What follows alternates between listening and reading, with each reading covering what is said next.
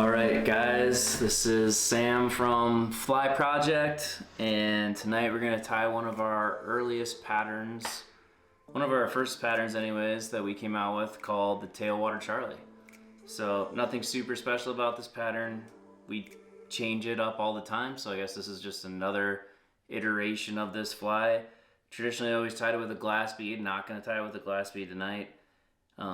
Definitely has a little bit different profile from a lot of the fire bead, hot bead flies that are out there, and it's winter time here in Montana, so we're mostly doing one of two things: swinging flies or nymph fishing for the most part, at least through the hard part of the winter until midges start in, maybe late January on the Missouri. So this just gives a little different profile. If you're nymphing through runs and they've seen a ton of the same fire bead, hot bead flies, maybe they'll react to something a little bit different. A lot of the current fire bead, hot bead flies that are out there, Tailwater Sowbug, Soft Hackle, the Ray Charles, the Tailwater Sowbug, the Pill Popper, all that kind of stuff, that all works awesome. Those are all great patterns. Definitely should have them if you're going up there this time of year. But this is just another thing. If you're a tyer and you want to mess around some other profiles, I think this is a decent one to take a look at. So yeah, we will go ahead and tie the Tailwater Charlie. Okay, today we're gonna be tying an old school fly that we created a very long time ago called the Tailwater Charlie. So we're gonna start with a pink bead, an NU number 14 HS4M hook, HS4TM hook actually. It's NU's heavy scud hook, and these are awesome. They don't bend out ever on the Missouri. Super sharp. We're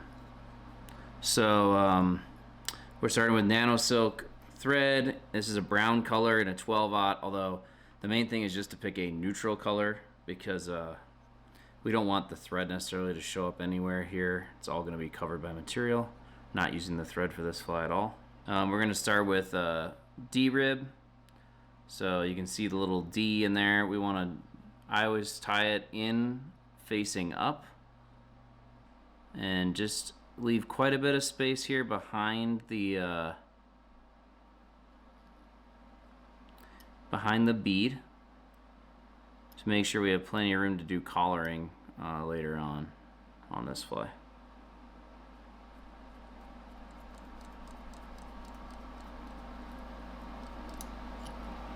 We're just going to tie in one strand of Flashabou lateral scale, the thinner kind. And what this is going to do is this doesn't have to be perfect at all. Mine never is. That's why I only tie in one strand. But all we're gonna do is provide some flash underneath the D-rib. So you don't have to try to get a perfect cover everything wrap here. It's fine if you miss. I'm missing. I'm sure Fred's gonna watch this and notice I'm tying on a Renzetti vise. And that is only because this is my son's vise, and it was the one that was most open with the least stuff around it tonight. Normally I always tie on a Regal, so I'm sure he's gonna comment on that.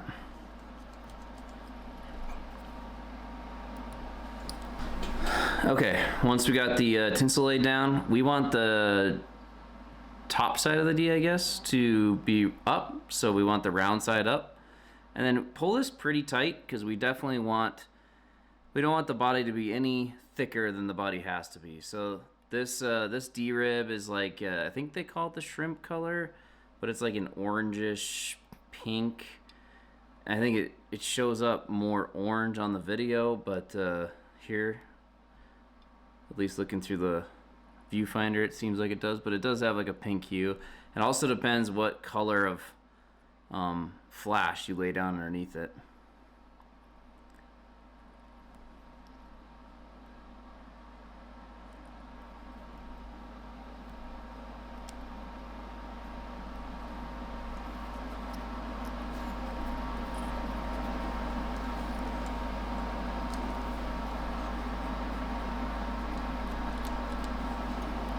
Okay, so we want to leave plenty of space up here at the front for the collar.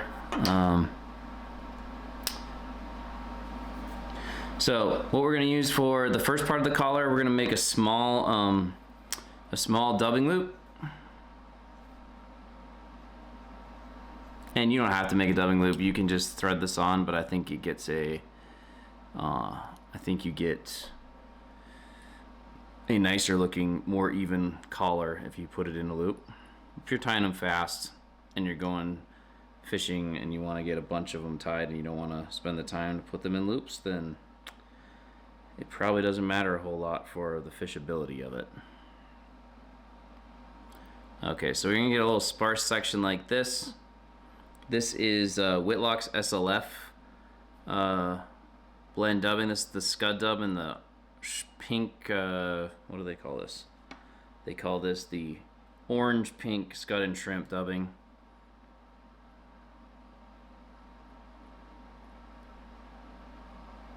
So it should just look something like that. We're going to spin that up.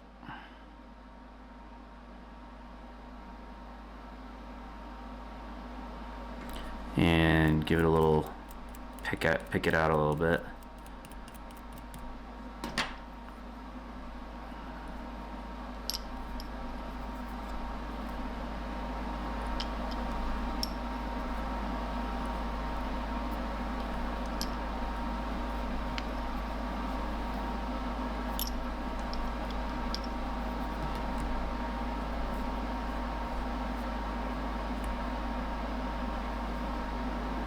One thing I do like about this fly, we're gonna do about 3 wraps of the dubbing. Don't worry if it's all over the place a little bit right here. We're gonna just cut off all the excess.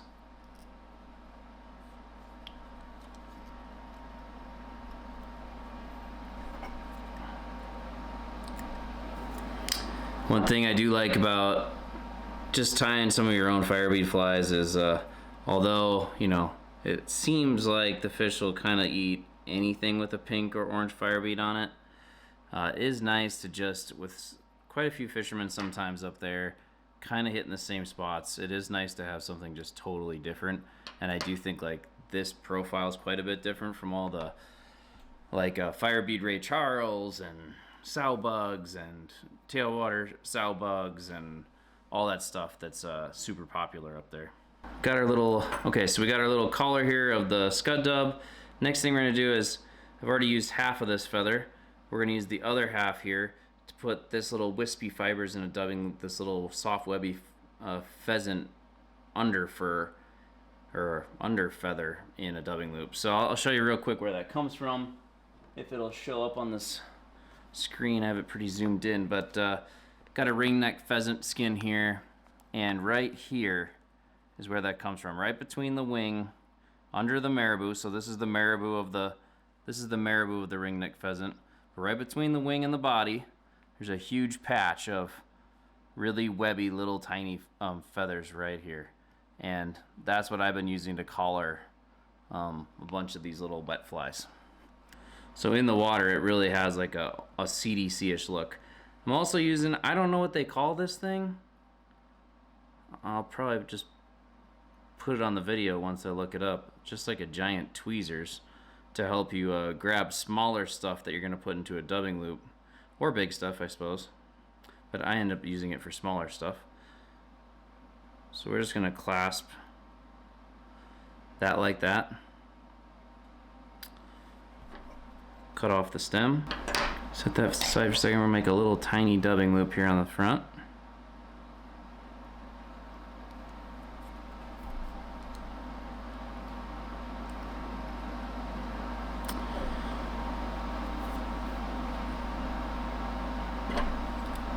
Alright, and then we're just going to set that in there. Pop it back open. Alright, so then we got that webby fiber, that webby little feather in the dubbing loop. And we can kind of spread it around a little bit. We want these to be long enough to go over these when wet. So just kind of estimate, you can kind of see how long it's going to be once it's in the loop here. And just kind of estimate how long that might be. And we'll spin that.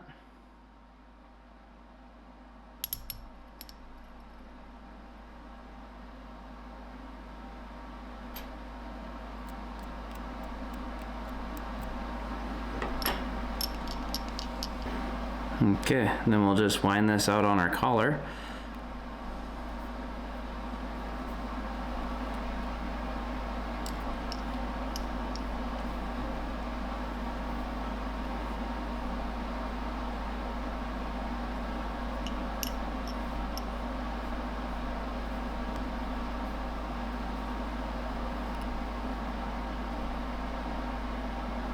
One thing that's really awesome about using this nano silk is you can really pull on it and it does not break. So when you're trying to tuck a bunch of materials right behind a bead like this, you can really cinch down on it and it won't break.